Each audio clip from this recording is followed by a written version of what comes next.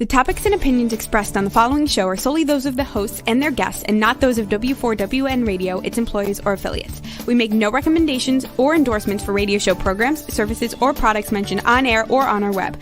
No liability, explicit or implied, shall be extended to W4WN Radio, its employees, or affiliates. Any questions or comments should be directed to those show hosts. Thank you for choosing W4WN Radio.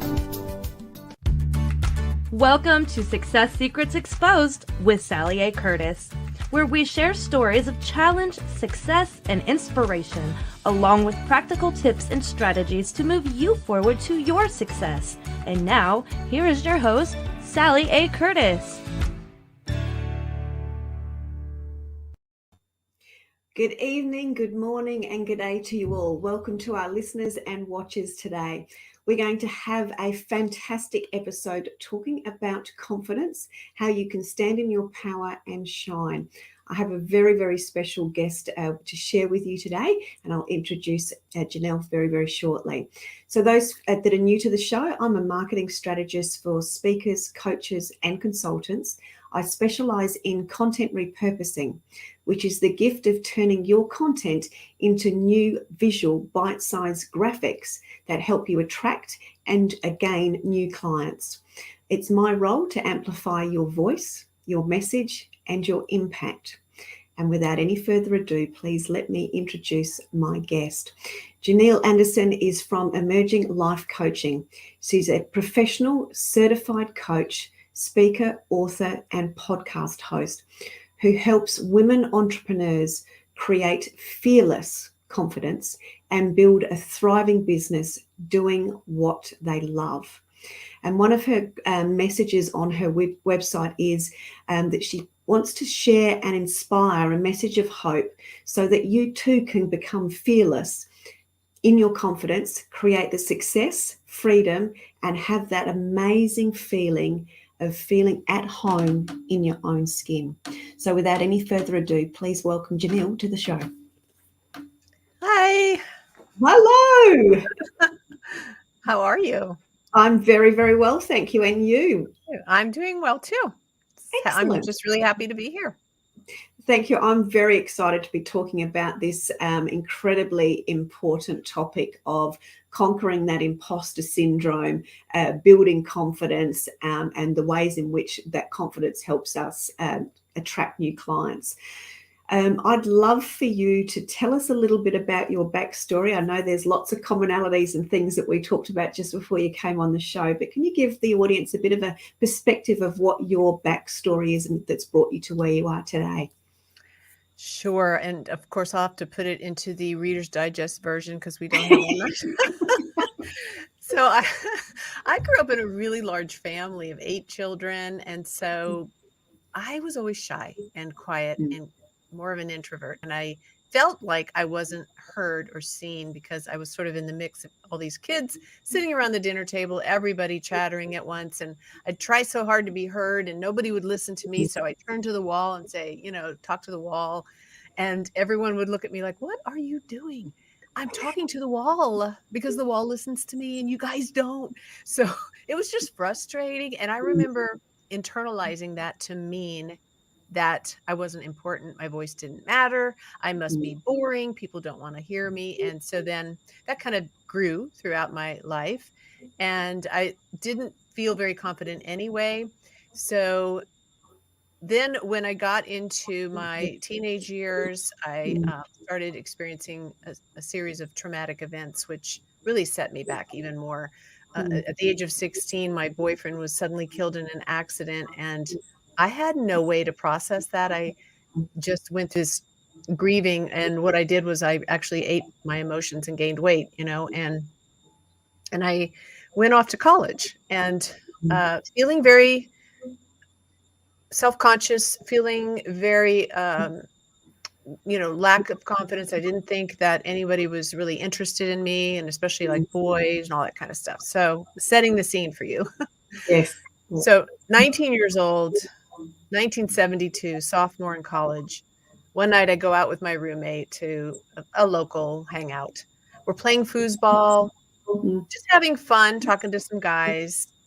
The next thing I remember is waking up in my bedroom with a man on top of me.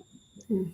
And I was really out of it. Like I couldn't quite figure out. It was like I was in a dream. And then I blacked out. And in the morning when I woke up, I looked at the sheets and noticed the blood on the sheets. And I realized, well, this is the story I told myself. I just lost my virginity in a one-night stand. Mm. And I had been raised a Catholic. I was waiting till I got married. It was devastating in that moment to realize. And the story was, in my mind, was it was my fault. I must have done something to cause this to happen. I either drank too much or, smoked too much pot, which is what we were doing. Yeah. And it had to have been my fault. I must be a worthless piece of trash. That was exactly the story in my mind. And what's really amazing to me, and I know this is very common for women who have experienced sexual assault, is to think it's your fault. But I did not realize that I had been drugged and raped until 30 years later. It never once occurred to me, not one time in 30 years. It was always that it was my fault. So I stuffed that away. I didn't tell anyone. I was, loaded down with this burden of shame. And a lot of things happened between then and the next few years, but I'll just fast forward 4 years, 23, sitting on a bar stool in a casino in Las Vegas. I'm all dressed up, looking beautiful, but inside I want to run because I don't want to do what I'm about to do. But my boyfriend is standing at the door watching me. And I feel trapped. I'm a woman who's been traumatized, not only from the rape, but for for all those years in between. And I am desperate to be loved. And so whatever my boyfriend tells me, that's what I'm going to do because I don't have anyone else. I'm miles from home. And I'm sitting there on that bar stool thinking, oh my gosh, I don't want to do this. And a man comes and sits down next to me, smelling of booze and cigarettes and probably in his 50s. I don't know. Turns to me and he asks, are you working? And everything inside of me is screaming, no. But I said yes. And so that was my first day as a prostitute. So that scene played itself out over and over again for the next 3 years, hundreds of times until I was 26. And in my heart and mind, it was my fault. I was worthless. This is what I was good for. I was trapped. So by the time I was 26, I was just a hardened shell of a woman. I really was disconnected from myself. I was shut down and very sad and pretty much thinking, this is it. This is my life. This is what I've done with my life. Until one night, January 1980, we get in a big fight. My boyfriend has me on the ground. He's choking me. I see rage in his eyes thinking, oh my gosh, I think I might die. I mean, literally, I start to lose consciousness. But suddenly he lets go and he runs out of the apartment. So I'm desperate. I'm freaked out. I am scared. And I call my mom, and it's the middle of the night back here in Virginia. I was in Vegas. But I call my mom. I can't imagine what this was like for her. But here I am calling her, sobbing and just hysterical. Just, Mom, help me, help me. She didn't know what I was doing or, that I was a prostitute. And so she just quietly, calmly just said, well, honey, I just feel like Jesus wants you to come home to him and have peace. Well, home and peace were like magnets. They were like, oh, yes. Yes, wanted it. I just felt like, how could God forgive me for everything I've done? But home and peace, yes, I want that. I want out of here. I want to be safe. I want to be out of this life. And it was like a life preserver being thrown to me, So I prayed with my mom. She told me later, she said, I couldn't believe that you prayed with me because I was very hardened and, my mouth and my language and everything else. I'm sure she was like shocked, but I prayed with her and instantly felt this presence of peace just from the top of my head to the bottom of my feet. It was definitely a spiritual experience. And instantly I knew, okay, I'm done. I'm done. I've got the strength all of a sudden to say no. And I did. I said no. So I moved back home. It took about a month, but I moved back home to Virginia, started a new life. But I was not confident. I didn't instantly become this confident woman.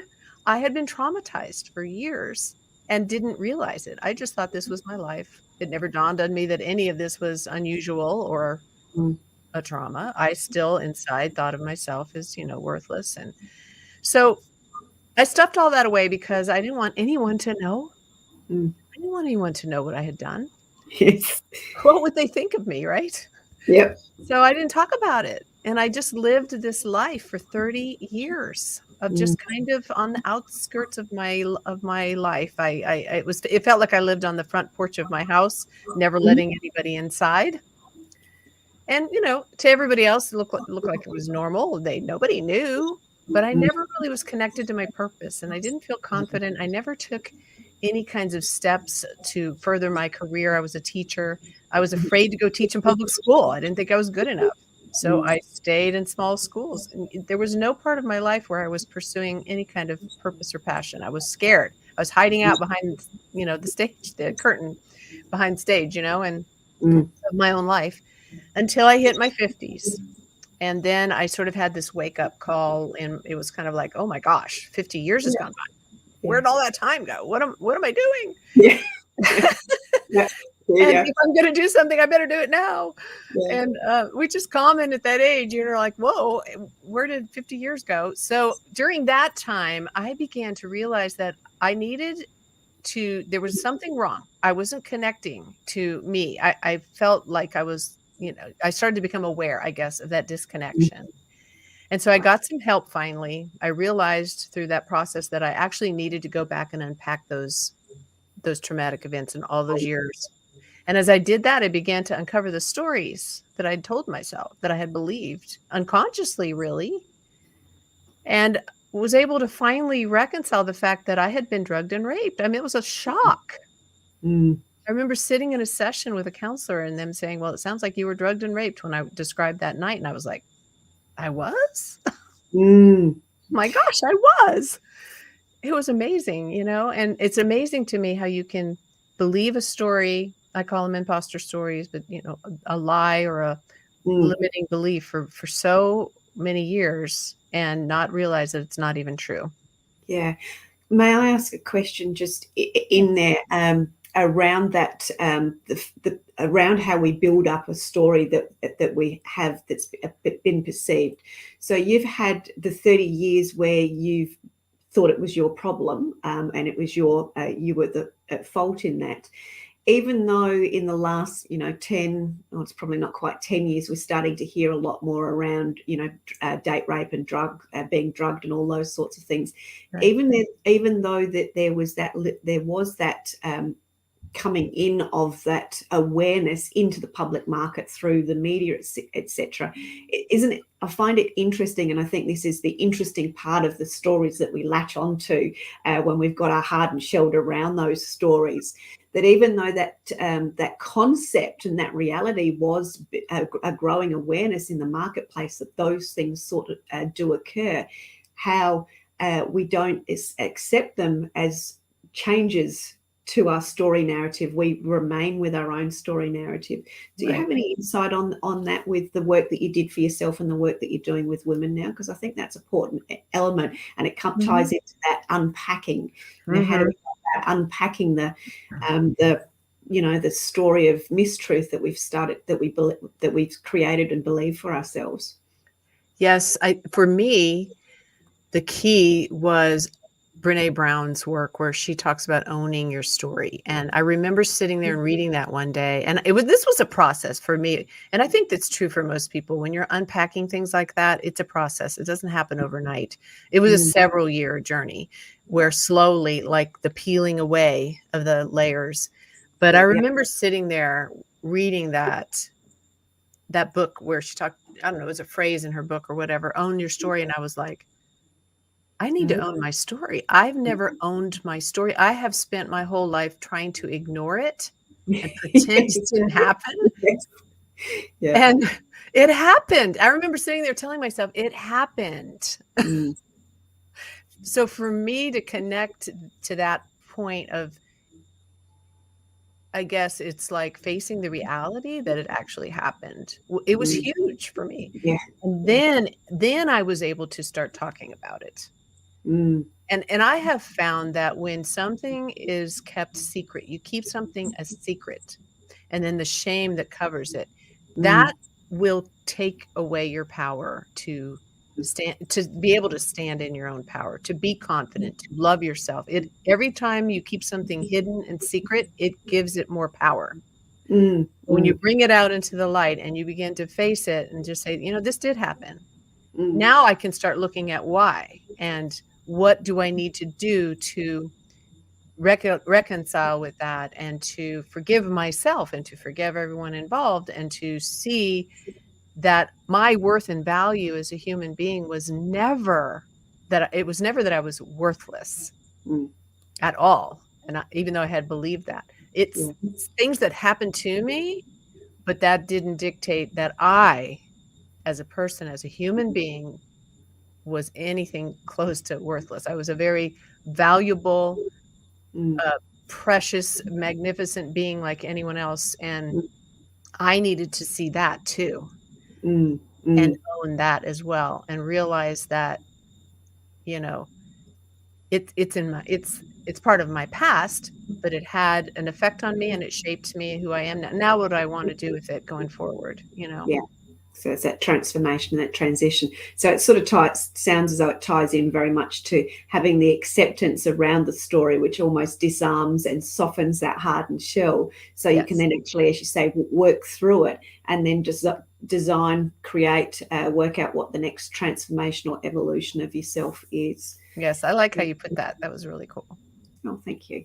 It's one of those things I find, and for me, my similar journeys and talking to different women, it always fascinates me, the stories that we tell ourselves, and the reactions that come out of it.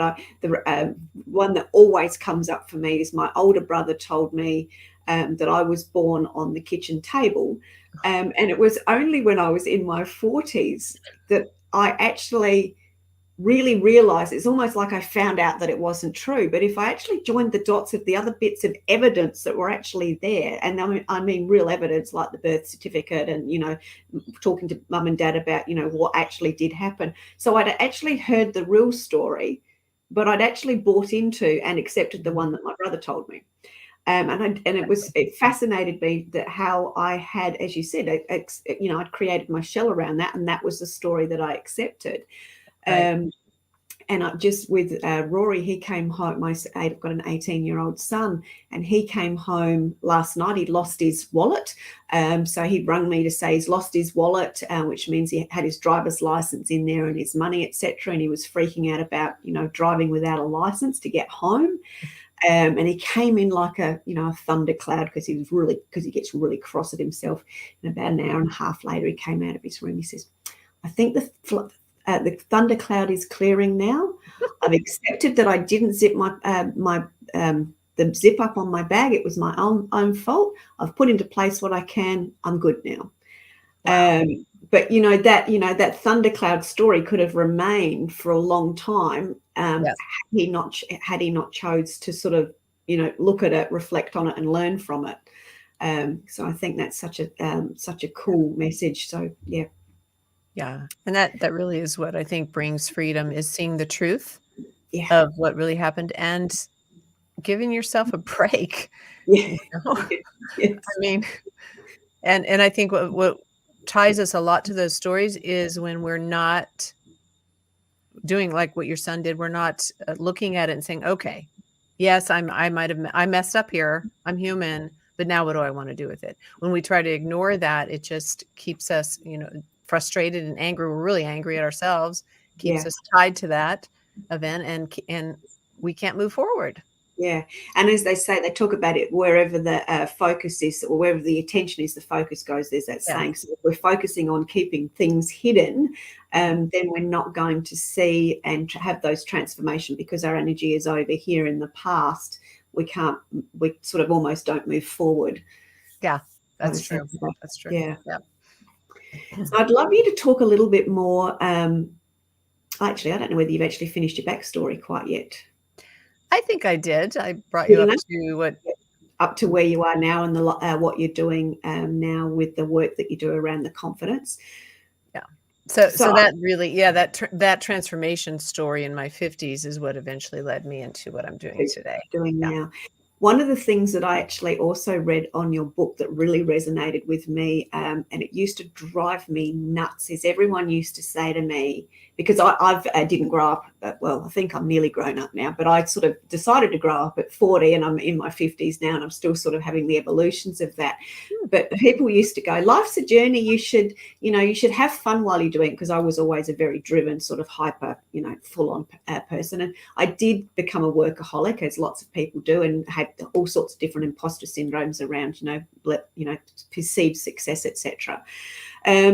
But there's two ways that the life's a journey that was addressed at me was life's a journey, you should slow down, and when you're then going, but I'm not where I want to be, I don't have my success. But life's a journey, and it's sort of like, well, it is a journey, but what does that mean? And I think that ties in beautifully to finding your thing. And when I saw the way that you'd phrased the two together, I went, yes, life is a journey, but that journey is about finding our thing. So can I ask you to expand a little bit more on that as it relates to the work that you do around the confidence and helping people find their power? Sure. I think that we often think of confidence as something we attain or a skill we learn. And it's partly that, but I see it more as this journey from within. And Goosebumps. I also see, like over your lifetime, you are becoming more and more of who you are. You are discovering more and more of who you are and your purpose in life. I don't think we know that until we're older, and younger people might disagree. But throughout, your 20s and 30s and even 40s, you're building a career and you're learning things and you're actually preparing yourself, because by the time you reach 50s and 60s and 70s, and actually a lot of research is out there to prove this is true, that's when you start to come into this place of, there's a term called convergence, where everything you've been preparing and learning and growing throughout your life comes into this place of convergence. And that's why a lot of people in their older years start feeling like, oh, I want to leave a legacy. I want to make a difference. I want to give back. Because then you're like, you've got all this experience, you've got all this knowledge and all this wisdom. And, I love cultures that honor older people because of that, and you feel that you're like, I know so much now, and your confidence is grown a lot because you've gone through a lot of stuff. And so that to me is like the journey of living, of discovering your purpose and living it. It's a journey. It doesn't happen overnight. I remember when my daughter was turning 30 and freaking out because she hadn't reached her, the epitome of, she's like, I don't know what I'm doing and I'm 30, it's over now, Oh, yes. It's just beginning. And, we kind of have that idea that if we don't reach a certain level by the time we're 30 or whatever, but really there's just this consistent journey of uncovering more and more and becoming more and more of who you are and discovering more about yourself. And so slow down, enjoy the journey along the way. And even the hard things that you go through in life are places where you can find gems and jewels and treasures. In fact, that's the best place to find them. Because, unless you struggle and go through difficult times, you don't learn as much as when things are happy and you're just tiptoeing through the tulips and rainbows in the sky, So in those hard times, look for those treasures of wisdom and pearls of wisdom that you will, that will not only enhance your life, but others. So this journey is just an unfolding. It's an unfolding of your purpose. It's an unfolding all throughout life. There's no stopping here. There's no getting there. No rushing through life and not, and I remember having that, but I'm 30 now and I should have done this and all the rest. Why I went into that whole rushing phase and became a workaholic, all around the wrong things, I might add, and then wondered why at the end of that I wasn't happy. It was because I was rushing through, because that was what I thought I needed to do to have the success, or whatever it was back then. But the reality of it was that now, being older and reflective, I can go, okay, yeah, well, yeah, I know that we call that term that rushing woman syndrome, that you get around there, where you're rushing ahead, but there's no solid foundational wisdom, or there's no solid foundational of fundamental elements that are you. And we almost at that stage, when you're in that hyper intensity, you actually don't see or value the foundational elements that make you who you are, which is where the power comes from. Yeah, that's so true. Yeah, and I often talk about a calm, grounded confidence. Nice. Yes. You know, you're standing in your place, like who you are. And that's why the title of my book, I just wrote a book. It's called Take Center Stage, Be the Star of Your Own Story. Because I started thinking to myself, like, I feel like I'm at home in my own skin. I feel like I'm in this grounded, calm, peaceful place of just who I am for the first time ever. And I am walking out on center stage of my own life as me, without worrying about what everybody else thinks, without trying to be someone else. I'm me. And I'm feeling really sure of myself. I can stand there. And I always pictured it with my arms open, like, here I am. Yeah. And that's how I was feeling. Yeah.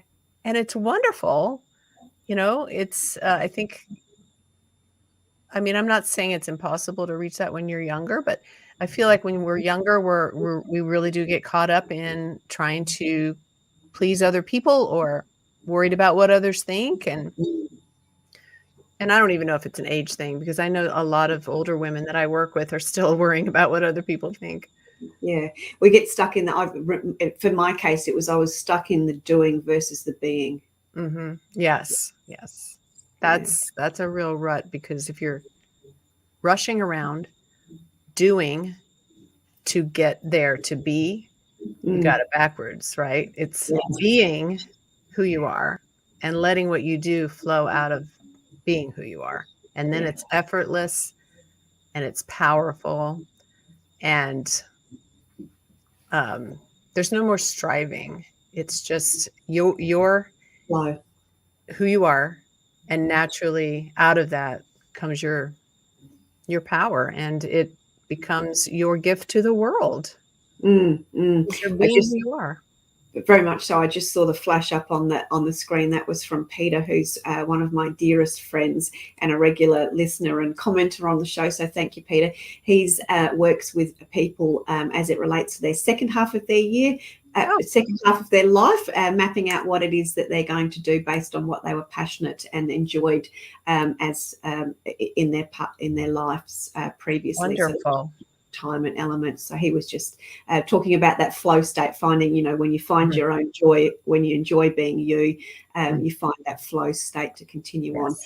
And we often have conversations around where the real wisdom comes out in those older years, because of that groundedness, as you've referenced, which was beautiful. So thank you. I'd love you to tell us a little bit about your confidence gene, but I'm just also going to pick up, you've just talked about a book that's coming out, and that's, I'll get you to mention the title again. Now, that's due to come out in January 2022. So if people are intrigued by that or want to know a little bit more about that, we've got your email and website going across the ticker, so people can actually connect with you and go on the wait list for that. But can you just tell us the title and, you know, a quick snapshot again around that book, please? So this book has been years in the making. It is titled Take Center Stage, Be the Star of Your Own Story. And it is due, we're projecting a launch day of January 21st, which is my daughter's birthday. And it's cool because the book is dedicated to her. And it is a combination of a spiritual and practical guidebook for women going through this season of midlife, basically, because I wrote it as I looked through I've been journaling for 30 years. So I looked through all these journals, all my journal entries for years and years and years. And I write down things that I hear as I'm praying and listening, and God is speaking to me and showing me pictures. And I have been writing this stuff for years. And as I looked back through that, I was like amazed at this path I had been on, and things that I had heard and seen in my meditations and things years ago that I didn't understand then were actually coming to be now. And I was like, wow. So I created this process called the STAR process. It's an acronym, STAR, and it follows that path that I went on and the things that I journeyed through to find myself and to come to that place of being comfortable in my own skin and walking out on center stage. And with that, I also created a downloadable workbook with some exercises so the reader can go through some of the same things that I went through. So, it's spiritual too, because each chapter starts with one of those journal entries and what I heard God speaking to me. And then I put in there a whole chapter on forgiveness, which was huge for me, and digging into those rooted lies. One of the visions I saw when I was praying, and I don't mean like open visions, but in my mind, a picture of me, or maybe it was a dream. I was coming home from a concert to this dilapidated estate, big house, and it was all boarded up and falling apart. And I realized that it was mine, but I hadn't lived there in a long time. And I walked out on the back porch, and there were people, there were squatters on the land. Basically, they had built trenches and fires, and they'd been living there a long time. And I walked out and started telling them they had to leave, and they refused to leave. And I got out a megaphone and announced to them that this was my property and they had to leave. And one of them fought me for a really long time, but eventually they all left and everything was restored. And I had a whole bunch of people there with me, and they were all cheering me on. And I felt this feeling of such acceptance for who I am that I can still feel now. And it was amazing. So after I had the dream, I started really thinking about, what did that mean? And it was all these lies that had been embedded in my property, my heart, all these years. And it took a while to get them untrenched and out. But I had to take my own authority and my own power back and say, no, you don't belong here. This is my property. So things like that are in the book. And then I explain, how you can discover those things in your life. And so it also has a lot more detail of my story. It has stories of clients I've worked with. And it took me a while to write it because it was hard to write that stuff, some of it. But I let it sort of emerge on its own. It took about 3 years. And so I'm so excited to get it out there to the world. Yeah. Excited. Brilliant. So yeah, as people have been seeing the ticker going through, you can we've got the email going up as well as the website. So certainly please reach out and say that you would like to get onto the wait list for that as well. A couple of things there. I'd love you to tell one of your favorite success story from a client or a transformation of something along those lines, because I was reading many of the different testimonials and accolades on your website. So I'd love you to share some of those stories. Sure. So there's so many, it's hard to choose. No, that's why I gave it to you. Yes. Yeah. The first one that comes to mind is a woman who also just wrote a book, and hers is launching a little after mine. I think it's called Fierce Tiger Lady, but she also had a history of trauma, and she hired me. She and her husband own a franchise of restaurants, very successful business owner, very smart woman, very, like I said, successful and high achieving, but inside she had no confidence, lots of self-doubt. And as we worked together, she began to uncover, the reasons why, and a lot of it had to do with her past trauma as well. And so she began to work through that and peel away the layers, and she made a lot of really good choices about self-care and self-compassion and self-kindness, and began to basically, how women always think of, we always take care of our families first and everybody else around us. Well, she basically decided it was time for her to discover her real true self, who's this fierce tiger lady. And so she decided to take a step back from running the business because it was not serving her. She was overwhelmed and stressed out. And then out of that came this book where she began to start writing her own story. And I'm so proud of her. And I mean, it's like looking at a different person.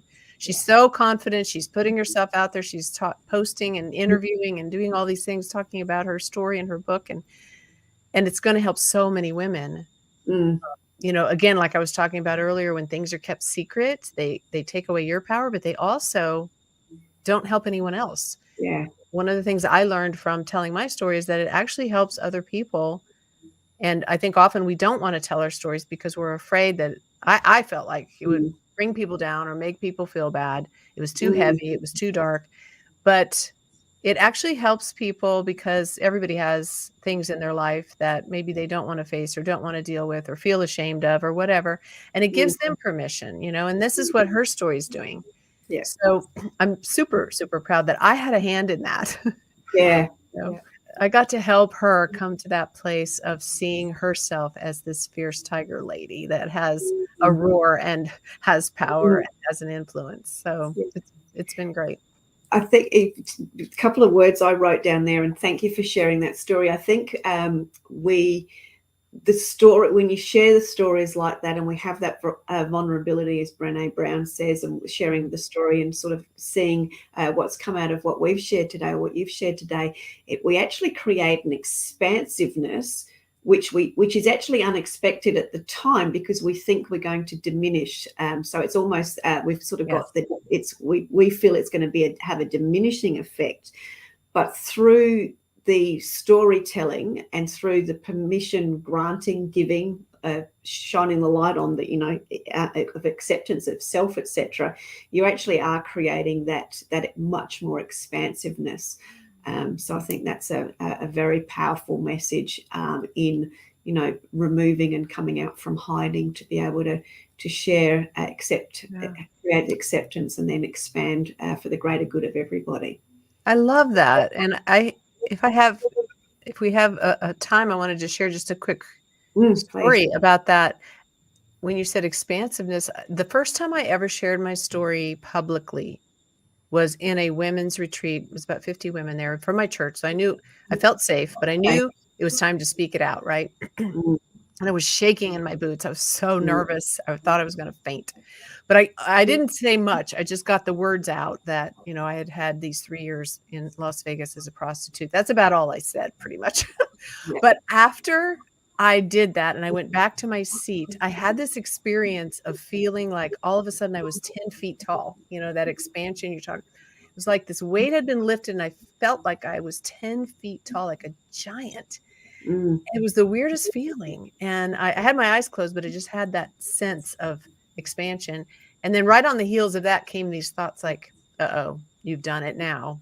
They're going to all think you're terrible. Nobody's going to want to be your friend. And I fought those thoughts for a while, and I was kind of like, oh, I don't know. But right after, when we went on break, one woman after another came up to me and said, thank you for sharing your story. It's given me permission to be honest with myself. And it was like this expansion. It was like my world just grew, you know? So I love that you put that. Because I literally felt that. There's something else, that's, and I think there's I'm going to call it a daily practice or a ritual around that could be adopted. I'll just share mine, and I think you've probably got some insights around this. I was told, and I'm bossy, but I don't always do what I'm told either. I've got a very strong rebellion streak in me. I was told for years to, you know, write down all the great things that have come out of a day. Now, that was off the back of somebody that challenged me at a personal development conference to write down all of the fantastic things that had happened to me in the last 10 years. You know how you can only ever write 3 things down that were fantastic, but you can write a whole list of things that were, you know, not good. Right.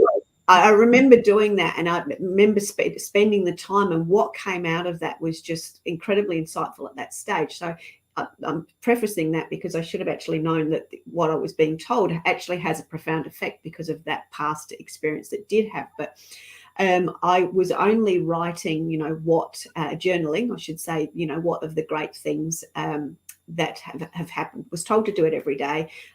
Liked the idea of it. Was only doing it once a week. And then in the last few months, I've actually started to do it on a daily basis, basically trying to beat the day before of all of the acknowledging, and this is the gift in it, is actually acknowledging the accomplishments and listing them down so you know what you've actually accomplished, because I think we all think success or our accomplishments are these great big huge leaps, but they're actually very incremental. So I know that you've talked about having a brag book and helping as it relates to that self-discovery. Can you just, in our last sort of few minutes, expand on that so we can have a little Sally Bossy moment and give somebody a quest for themselves to continue their own improvement? Absolutely. And, women are notorious for diminishing our accomplishments and breezing right by them and moving on to the next thing. We feel like we're bragging or boasting, and that we've been taken in these messages that women aren't supposed to be like that. And so we're really denying ourselves that part of building confidence in ourselves that comes with recognizing we have accomplished great things. And Simone, what is her last name? She was an Olympic gymnast. Simone Biles was talking about all these awards she won as a gymnast, and somebody said that she was bragging on some social media site. And she said, "No, I'm not. This is a fact. Here's my awards." And I was like, way to go. That's right. And that really just hit home with me. This is a fact. You've done this. Stop and celebrate it. Mark the moment. And what happens with that is that actually you're starting to create your own confidence gene.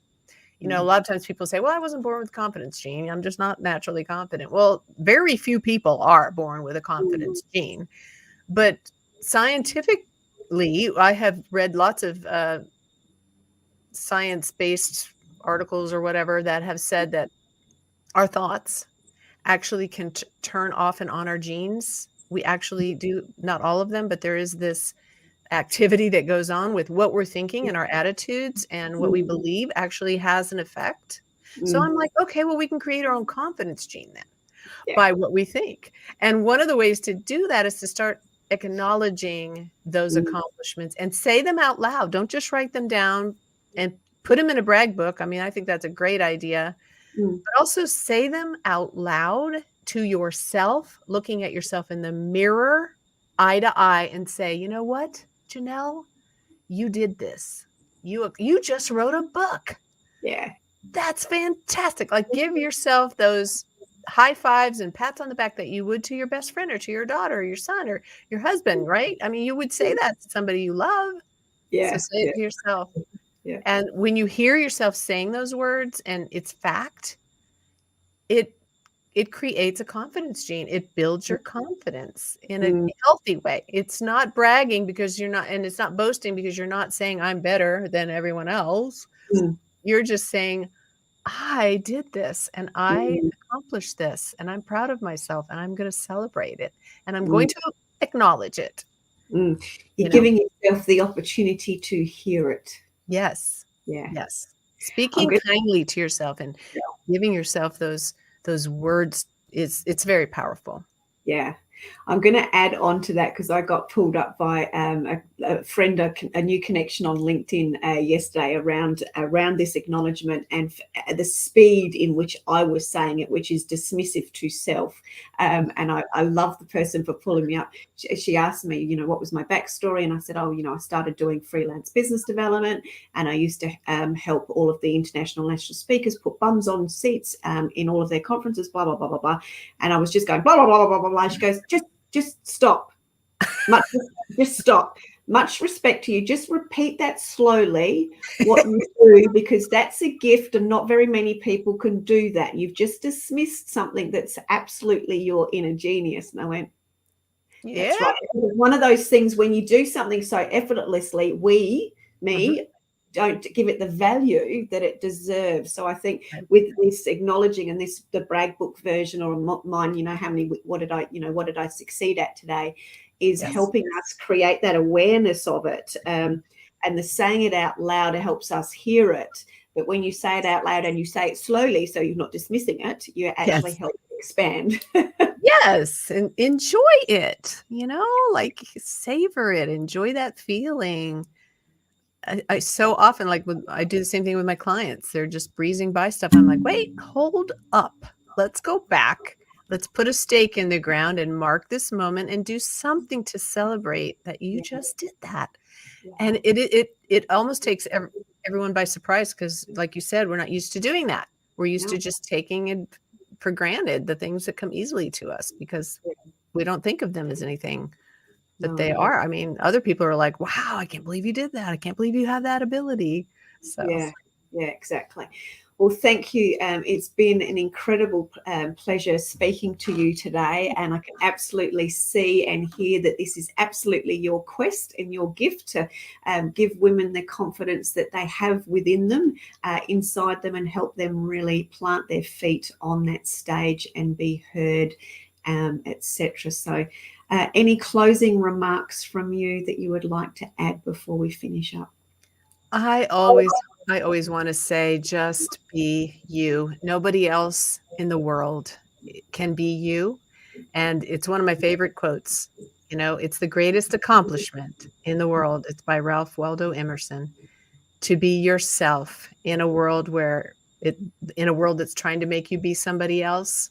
It's the greatest accomplishment. So just be you, because who you are is fabulous and magnificent and more than enough. Brilliant. Thank you very, very much. And for those that are listening to the show later, you'll be able to pick up the contact details from the websites and our social media, etc. So please do connect with Janelle and check out her book and her online programs that she has available. It's been an absolute gift speaking to you today. Thank you very, very, very much. And just as a bit of an introduction as to what we're going to be doing next week, we're going to be continuing this theme of confidence, slightly different skew. I've got Chela Diaz coming on to speak, and she's going to be talking about finding your money leaks. And in particular, we're going to be talking about how money and intuition can actually work together, which is a different form of being confident in your own skin around your finances and understanding how you can create your own abundance by understanding both money and the way intuition play together. So a very interesting conversation around some simple approaches on ways in which to receive our abundance, which I do also believe comes through accepting ourselves and finding our own inner confidence and courage and that lion or tiger within. So thank you very, very much for sharing so much of yourself and so much of your gift with us today. It's been greatly appreciated. Thank you very much for having me. Thank you. It's been a pleasure. Thank you very much, everyone. And we will look forward to seeing you next week on another show of Success Secrets Exposed. Till then, have a great day. Take care. Bye. That's it for this week's episode. Thank you so much for joining us, and I trust that you got some inspirational tips to move you forward. You can find this episode along with many more on your favorite streaming platform such as iHeartRadio, Spotify, iTunes, and more. See you next Thursday at 7 p.m. Eastern Time for more Success Secrets Exposed with Sally A. Curtis.